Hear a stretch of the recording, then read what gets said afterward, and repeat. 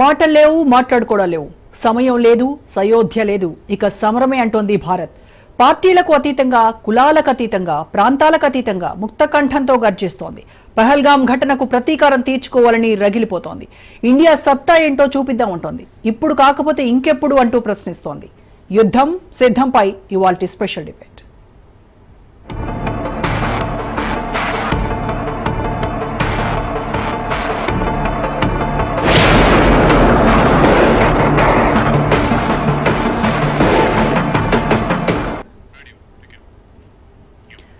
Line of control సరే, పీఓకేను స్వాధీనం చేసుకునే సమయం ఆసన్నమైందా అంటే అవునని అంటున్నారు కేంద్ర పెద్దలు. తాము కొట్టబోయే దెబ్బకు పాకిస్తాన్ ఉగ్రభూతం వదలటం ఖాయమంటున్నారు. దాయాది పాలకుల వెన్నుల్లో వణుకు పుట్టాలి. పీఓకేను స్వాధీనం చేసుకోవాలంటూ యుద్ధ గర్జన కోసం నిరీక్షిస్తోంది మోడీ సర్కార్. కవ్వింపు చర్యలకు ధీటుగా సమాధానం ఇచ్చేందుకు పాక్ను దోషిగా నిలబెట్టేందుకు సన్నద్ధమవుతోంది.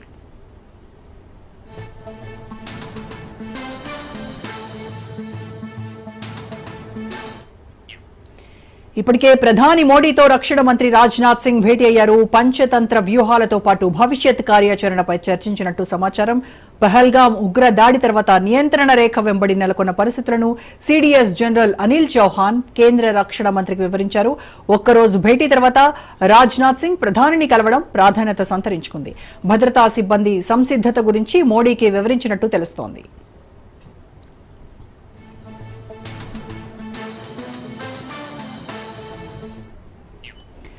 మరోవైపు ఇండియా పాక్ సరిహద్దుల్లో హై టెన్షన్ నెలకొంది. ఎల్ఓసి వెంబడి పాకిస్తాన్ సైన్యం కాల్పులకు తెగబడుతోంది. 4 రోజులుగా దాయాది కవ్వింపు చర్యలకు పాల్పడుతోంది. పదే పదే కాల్పుల విరమణ ఒప్పందాన్ని ఉల్లంఘిస్తూ పాక్ దళాలు కాల్పులకు తెగబడుతున్నాయి. భారత సైనిక పోస్టులు లక్ష్యంగా పాక్ సైన్యం కాల్పులు జరుపుతుండగా భారత సైన్యం ధీటుగా సమాధానమిస్తోంది.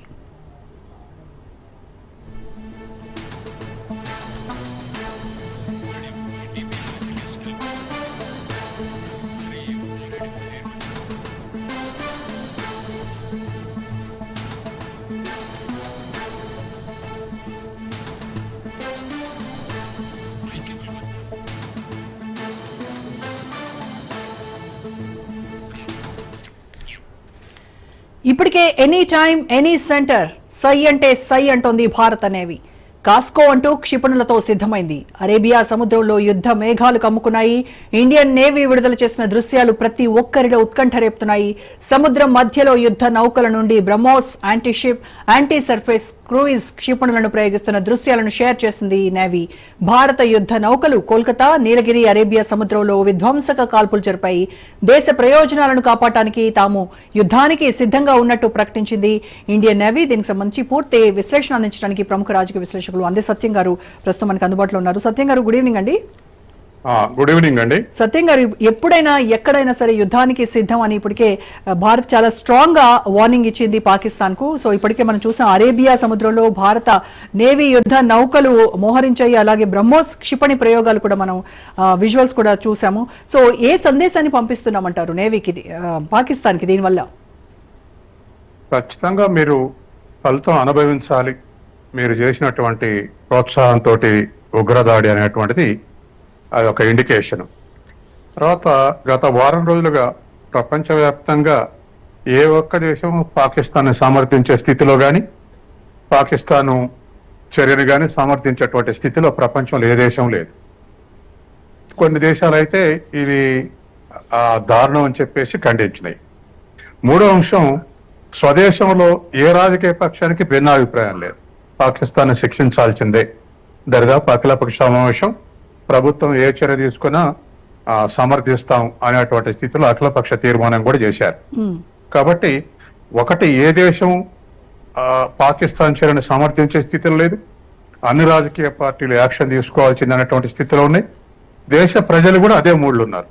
ఇంత దారుణంగా, ఇంత అన్యాయంగా ఏదైనా సైనికులు ఘర్షణ పడితే నష్టం జరిగితే అది ఆలోచించవచ్చు, కానీ అమాయకుల మీద దాడి చేసి చంపేస్తే ఇది అన్యాయం అనేటువంటిది దరిదాపు ఇది ఒక హోరుగా కొనసాగుతుంది దేశంలో. దీంతో ఇవాళ ప్రభుత్వం కూడా అనేక సార్లు, మరి స్వాతంత్రం వచ్చి నుంచి ఇప్పటి వరకు అనేక సార్లు ఈ ఉగ్ర రూపంలో కొనసాగుతున్నవి దాడులు. ఇది సుమారుగా స్థానిక టెర్రరిజం, తర్వాత ఇంటర్నేషనల్ టెర్రరిజం, పాకిస్తాన్ ప్రోత్సహించిన టెర్రరిజం సమన్వయంతో పనిచేసి మన దారుణకాండ జరిపారు. జరిపిన దాంట్లో 7 సుమారు 5 పాకిస్తాన్ ప్రేరేపిత ప్రోత్సహించినటువంటి ఉగ్రవాదులు, ట్రైన్డ్ ఉగ్రవాదులు. మన దేశంలో ఒక 2 సపోర్టింగ్ గా ఇచ్చి ఈ దాడి జరిగిందనేది దరిదాపు మనకు కన్ఫర్మేషన్ తోటి వస్తున్నటువంటి వార్తలు. ఇప్పుడున్న పరిస్థితుల్లో పాకిస్తాన్ని మరి దానికి పాకిస్తాన్ ప్రభుత్వాన్ని కంట్రోల్ చేస్తే ఉగ్రవాదులు కంట్రోల్ అవుతారు. ఉగ్రవాదుల్ని చంపుతా ఉంటే ఇంకా కొత్త వాళ్ళని తయారు చేసి పంపుతా ఉన్నారు. కాబట్టి అసలు ప్రభుత్వాన్ని బలహీనపరిస్తే ఈ ఉగ్రవాదానికి ఒక పులి స్టాప్ పడే అవకాశం ఉందనేది ఇవాళ ఉన్నటువంటి పరిస్థితులు. దీనికి గత వారం రోజులుగా అనేక చర్యలు తీసుకున్నారు. సింధీ జలాల్ని మళ్లింపు చేస్తాం అనేటువంటిది ఒకటి, తర్వాత వాణిజ్యం పూర్తిగా బంద్ చేసుకోవటం, దీనికి కౌంటర్ గా పాకిస్తాన్ గగనతలం నిషేధించడం, ఇవన్నీ చివరికి యుద్ధం దగ్గరికే వస్తున్నాయి. తర్వాత పాకిస్తాన్ నుంచి కూడా మేము ప్రతిఘటిస్తాం అని చెప్పేసి అనటం, అక్కడ రక్షణ శాఖ మంత్రి, విదేశాంగ శాఖ మంత్రి రెచ్చగొట్టే ప్రకటనలు చేయటం, 130 అణుబాంబులు వేస్తాం అని చెప్పేసి ఇటువంటి రెచ్చగొట్టేటువంటి విషయాలు వస్తున్నాయి.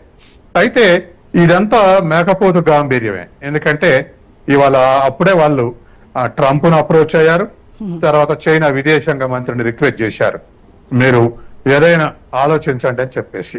కాబట్టి మన మిలిటరీలో 7వ వంతు ఉన్నటువంటిది, మన మిలిటరీలో 3వ వంతు ఉంది. మంది 14 లక్షల సైన్యం అయితే వాళ్ళది 5 లక్షల సైన్యం. అట్లాగే అనేక వెపన్స్ కూడా మన దాంట్లో 50-30% ఉన్నాయి. దేశ వైశాల్యం 7వ వంతు, జనాభా 7వ వంతు, సంపద జీడిపి మంది $3.6 ట్రిలియన్ అయితే వాళ్ళది $0.5 ట్రిలియన్. కాబట్టి పాకిస్తాన్ ని ఎంతో కొంత బెదరగొట్టి దారికి తీసుకురావడం పెద్ద కష్టం కాదు. అయితే మన ప్రభుత్వం ఆలోచిస్తుంది, మన దేశ రాజకీయ పక్షాలు ఆలోచిస్తుంది ఏంటంటే, మనం గ్రోయింగ్ స్టేజ్ లో ఉన్నాం, దరిదాపు భద్రతా మండలిలో శాశ్వత సభ్యత్వం అడుగుతున్నాం, తర్వాత ఇతర అగ్రదేశాలకు కూడా మంచి ప్రిఫరెన్స్ ఇస్తున్నాయి. ఎప్పుడు శాంతి సందేశం ఇచ్చా మనం అకస్మాత్తుగా పోయి పాకిస్తాన్ ఆక్రమించాలనేది లేదు. కానీ వాళ్ళు ఎక్కడైతే ఇప్పటికే మన సైన్యం ఐడెంటిఫై చేసేది 17 స్థావరాల్లో ఉగ్రవాదులకు ట్రైనింగ్ ఇస్తుర్రు అని చెప్పేసి బోర్డర్ లో. కాబట్టి ఆ 17 ఉగ్రవాద ట్రైనింగ్ క్యాంప్స్ ని ధ్వంసం చేయటం, అవసరం అయితే పిఓకిని కూడా ఆక్యుపై చేయటం అనేటువంటిది ఈ సందర్భంగా చేయొచ్చు అనేటువంటి అంచనా కొనసాగుతుంది. అదేదో తీసుకుపోయి మొత్తం పాకిస్తాన్ ఆక్రమించి మన దేశం కలుపుకోవాలనేటువంటి ఉద్దేశం మన ప్రభుత్వానికి ఉందని నేను అనుకోను. కానీ వాళ్ళకు ఒక లెసన్ చెప్పాలి. కాబట్టి ఆ లెసన్ ఏమిటంటే, ప్రపంచ దేశాలన్నీ కూడా సమర్థించినట్టుగా ఉండాలి. కాబట్టి ఎట్లా సమర్థిస్తాయి అంటే, ఉగ్రవాద శిక్షణ శిబిరాలు ఇస్తే ఖచ్చితంగా ధ్వంసం చేస్తే ఖచ్చితంగా సమర్థిస్తాయి. అట్లాగే పిఓకే నుంచే ఈ ట్రైనింగ్స్ ఎప్పుడు నడుస్తున్నాయని కాబట్టి పిఓకిని ఆక్రమించారనేటువంటి పరిస్థితి వాళ్ళు కొని తెచ్చుకుంటున్నారు. కాబట్టి ఇప్పుడున్నటువంటి పరిస్థితుల్లో ఇవాళ రక్షణ మంత్రి ప్రధానమంత్రిని కలిసేటువంటి ఉద్దేశం కూడా ఒక్కొక్క అంగంతో, అంటే ఇప్పుడు 3 కాంపోనెంట్స్ ఉన్నాయి సైన్యంలో, ఎయిర్ ఫోర్సు, మిలిటరీ, తర్వాత నేవీ. ఈ 3 ఇండివిజువల్ గా రాజ్నాథ్ సింగ్ సమావేశమై మళ్ళీ ఒక్కొక్కళ్ళు ఏ స్థితిలో ఉన్నారో కూడా ప్రధానమంత్రికి బ్రీఫ్ చేస్తా ఉన్నారు. కాబట్టి అందరు కలిసి ఒక మీటింగ్ లో పాల్గొన్నారు. ఆ తర్వాత సపరేట్ గా సన్నాహాలు ఎంతవరకు వచ్చినాయనేటువంటిది అవుపడుతుంది. కాబట్టి భారతదేశం దాడి చేయకుండా, ఉగ్రవాద ట్రైనింగ్ క్యాంప్స్ ని ధ్వంసం చేయకుండా, పిఓకేలో కూడా ధ్వంసం చేయకుండా భారతదేశం ఏమి చేయదు అనేటువంటిది మాత్రం కరెక్ట్ కాదు. ఖచ్చితంగా దాడికి సిద్ధం అవుతుంది. దీనికి ప్రతిఘటన పాకిస్తాన్ నుంచి ఎట్లుంటుంది అనే దాన్ని బట్టి యుద్ధ తీవ్రత ఉంటుంది. ఆ తర్వాత ఎంత తీవ్రత ఉంటుంది, ఏ స్థాయికి పోతారు అనేది పాకిస్తాన్ యొక్క ప్రతిఘటనను చూసి మనం నిర్ణయించుకునే అవకాశం ఉంది. అయితే పాకిస్తాన్ కి అంత సీన్ లేదని తెలుసు, మీరు చెప్పినట్టుగా పాకిస్తాన్ లో అంత సీన్ లేదు. కానీ మేకపోతు గాంభీర్యం లేదు, మా దగ్గర 130 అణుబాంబులు ఉన్నాయి, మేము అసలు భారత్ని వినాశనానికే మేము ఇదంతా తయారు చేసాము, మాతో పెట్టుకోకండి అనేటువంటి వార్నింగ్ మనం ఎలా చూడాలంటారు? అంటే ఇదేదో అయితే ఒకటి, వాళ్ళకు ఈ అణు టెక్నాలజీ ఉన్నది వాస్తవం, అణుబాంబుల మేకింగ్ తెలుసు అన్నది వాస్తవం. ఎందుకంటే వాజ్పేయి ప్రధాని గుండంగా మనం పోఖ్రాన్ లో అణుపరీక్ష చేసినాం. అప్పుడు అబ్దుల్ కలాం అడ్వైజర్ ఉండే. పోఖ్రాన్ లో మనం అణుపరీక్ష చేస్తే 10 days లో వాళ్ళు 6 అణుపరీక్షలు చేశారు. దీనికి ప్రతిగా 6 అణుబాంబులు పేల్చారు. అంటే వాళ్ళ దగ్గర బాంబింగ్ టెక్నాలజీ ఉంది. కాకపోతే దాన్ని ఎట్లా నిర్వీర్యం చేస్తాం, ఆ స్థాయికి అసలు యుద్ధం ఉందా, యోచన ఉందా అనేటువంటిది మనం ఆలోచించాల్సిన విషయం. భారతదేశానికి అణుబాంబు వేసి పాకిస్తాన్ ఆక్రమించే యోచన ఉందని నేనైతే అనుకోను. కాబట్టి ఆ స్థాయికి వెళ్ళినప్పుడు అది మొత్తం పాకిస్తాన్ ఆక్రమించే స్థితికి పోతుంది అది. కాబట్టి ఆ స్థాయిలో యుద్ధం ఉంటుంది అనేటువంటిది మరి నేనైతే అనుకోవడం లేదు నాకున్న అధ్యయనంతో. కాబట్టి పరిమితి యుద్ధంతో వాళ్ళకు ఒక లెసన్ చెప్పాలనేటువంటి ఉద్దేశం ఉంది. ఒకటి రక్షణాత్మకంగా డిఫెన్స్ లో పడటం, రెండు ఆర్థికంగా కూడా డిఫెన్స్ లో పడేయటం. ఇవాళ సింధు జలాలు స్తంభింపజేయటం అంటే ఖచ్చితంగా దరిదాపు 40% అగ్రికల్చర్, 40% గ్రెయిన్ ప్రొడక్షన్ సింధు ప్రాంతాల్లో ఉత్పత్తి అవుతుంది. కాబట్టి అక్కడ దెబ్బ కొడితే ఆ దరిదాపు ఇప్పుడు మన ఉమ్మడి ఆంధ్రప్రదేశ్ లో కోస్తా ఏరియా అట్లా ఇవాళ పాకిస్తాన్ కు సింధు ఏరియా అటువంటిది. కాబట్టి అటువంటి ఏరియాని స్తంభింపజేస్తే ఖచ్చితంగా ఆ ప్రభావం పాకిస్తాన్ మీద ఉంటుంది. అది కేవలం ఎగుమతులే కదా, ఆహార ధాన్యాల దృష్ట్యా చూసినా 10 మిలియన్ టన్స్ లో 40 మిలియన్ టన్స్ ఇక్కడే పండుతున్నాయి, 4 మిలియన్ టన్స్ ఇక్కడే పడుతున్నాయి. అంటే 40 లక్షల టన్నుల ధాన్యం సింధు ప్రాంతంలో పండుతున్నాయి. కాబట్టి ఈ మొత్తం కూడా ఒక దిగ్బంధనం చేసి ఒక చేతులు ఎత్తేయించే పరిస్థితి సృష్టించాలనేది భారత ప్రభుత్వం యొక్క ఉద్దేశం. అంతే తప్ప భారత ప్రభుత్వం బాధ్యతారహితంగా ప్రవర్తించి మొత్తం పాకిస్తాన్ ఆక్రమించుకోవాలని దృష్టి ఉందని మనం ఎవరు అనుకోం. కానీ వాళ్ళకు బుద్ధి చెప్పాల్సిన అనేదే మొదటి ఆబ్జెక్టివ్. ఆ ఆబ్జెక్టివ్ అయితే దాడి చేయటం అయితే ఖాయం. అది ఇవాళ రేపా వారమా అది తర్వాత మనం అనడం కాకుండా నిర్ణయించిన తర్వాతనే మనం అనుకోవటానికి వీలు పడుతుంది. అయితే ఇలాంటి టైంలో ఈ సంక్షోభంలో అమెరికా కావచ్చు, రష్యా కావచ్చు, చైనా కావచ్చు, లేదా ఇంకొన్ని మనకు సత్సంబంధాలు ఉన్నటువంటి కంట్రీస్ కావచ్చు, వాటి పాత్ర ఎంతవరకు ఉంటుందంటారు? అంటే ఇప్పటికే మనం చూసాం చైనా సంయమనం పాటించండి అని చెప్పేసి మనకి సూచన కూడా చేసింది. అంటే దాని వెనుక ఉద్దేశం ఏంటంటారు? వాళ్ళిద్దరూ న్యూట్రల్ గా ఉంటారండి. ఎందుకంటే అమెరికా కూడా ట్రంప్ ఈ పాటికి అన్నాడు, మోడీ అతమిత్రుడు, పాకిస్తాన్ కూడా అతమిత్రుడే అన్నాడు. అట్లా చైనా కూడా శాంతియుతంగా ఉన్నారు, అమెరికా కూడా శాంతియుతంగా ఉండండి అన్నాడు. సరే, అటువంటి యుఎన్ఓ సెక్రటరీ గుటెరస్ కూడా శాంతియుతంగా అన్నాడు. అటువంటి ప్రకటనలు రావటం అనేది సహజంగానే ఈ పొలిటికల్ ఏరియాలో ఆ స్టేట్మెంట్లు వస్తుంటాయి. ఎవరు కొట్లాడుకోండి, దాడి చేయండి అని అనరు. చెప్పరు. కానీ పాకిస్తాన్ డిఫెన్స్ టెక్నాలజీ అంతా 80% అమెరికా సప్లై చేసింది గత 70 ఏళ్లుగా, 20% చైనా సప్లై చేసింది. కాబట్టి వాళ్ళ రెండు దేశాల యొక్క ఎక్స్పర్టైజ్ తోటే వాళ్ళ డిఫెన్స్ పనిచేస్తుంది. అందుకని అందుకే రష్యా గురించి చర్చించాల్సిన పని లేదు. ఎందుకంటే అది ఎప్పటికీ మన మిత్ర దేశం, మనం కూడా అలాగే వ్యవహరిస్తున్నాం. మన ట్రంప్ రష్యా మీద అన్ని రిస్ట్రిక్షన్స్ ప్రకటించి ఉక్రెయిన్ యుద్ధం సందర్భంగా అన్ని రిస్ట్రిక్షన్స్ ప్రకటిస్తే మనం అమెరికాను కాదని ఆయిల్ కొన్నాం మనం రష్యా నుంచి. రష్యా డిస్కౌంట్ రేటుకు సప్లై చేసింది, దరిదాపు 30% డిస్కౌంట్ రేటుకు సప్లై చేసింది.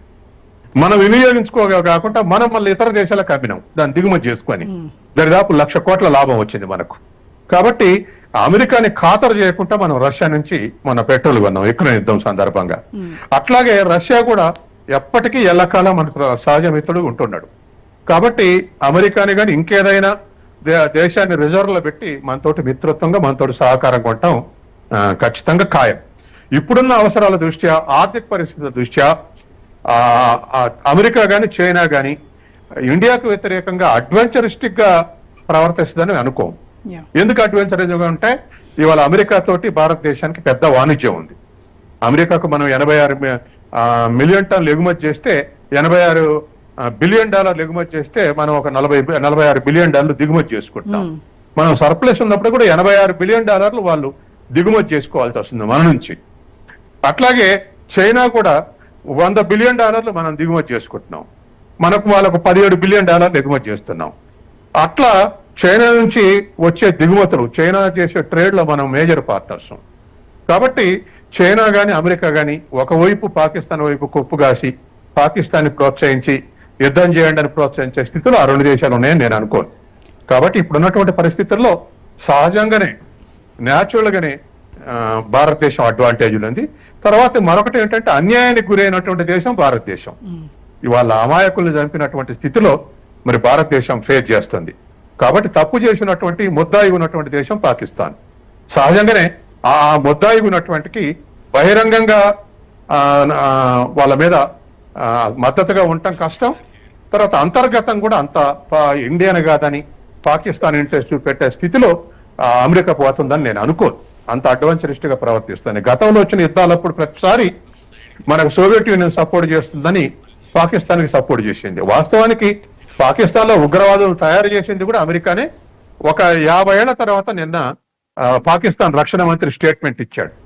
30 ఏళ్ల సంది మా దేశం ఉగ్రవాదులు ప్రిపేర్ చేసింది, ఇది అమెరికా కోసమే తయారు చేశాం, బ్రిటన్ యూరప్ పశ్చిమ దేశాల కోసం కూడా తయారు చేశాం. 30 ఏళ్ల తర్వాత మేము ఎంత అన్యాయానికి గురైనో ఇప్పుడు అర్థమవుతుంది మాకు. ఈ ఉగ్రవాద మొత్తాన్ని శిక్షణ ఇచ్చింది అమెరికా, బ్రిటన్, పశ్చిమ దేశాల కోసమని నిన్న పాకిస్తాన్ రక్షణ మంత్రి స్టేట్మెంట్ ఇచ్చాడు. నా అనుభవంలో 50 ఏళ్ల అనుభవంలో ఒక పాకిస్తాన్ జాతీయ మంత్రి ఇటువంటి స్టేట్మెంట్ ఏం చూడలేదు. కాబట్టి నిజమేమిటి వాళ్ళ ప్రపంచానికి తెలిసింది. అందుకని ఇప్పుడున్నప్పుడు పరిస్థితుల్లో అమెరికా ఓపెన్ గా వచ్చి లేదా చైనా ఓపెన్ గా వచ్చి పాకిస్తాన్ సపోర్ట్ చేసే స్థితిలో ఉందనుకోవట్లేదు. సో మొత్తానికి యుద్ధం జరగడం అయితే ఖాయం. ఒక రోజు అటు ఇటు యుద్ధం అనవద్దు, దాడి జరగటం ఖాయం. దాడి జరగటం ఖాయం. పాకిస్తాన్ మీద దాడి జరగటం ఖాయం. అది ఉగ్రవాద శిక్షణ శిబిరాల మీద దాడికి పరిమితం అవుతుందా, లేదా పిఓకి వీళ్ళకందరికి వెన్నుదన్నుగుంటుందా ఆ ప్రాంతం అని చెప్పేసి పిఓకిను కూడా ఆక్రమించే నిర్ణయం తీసుకుంటారా అనేటువంటిది మనం వేచి చూడాల్సిందే. Right. Okay, thank you so much Satyam గారు.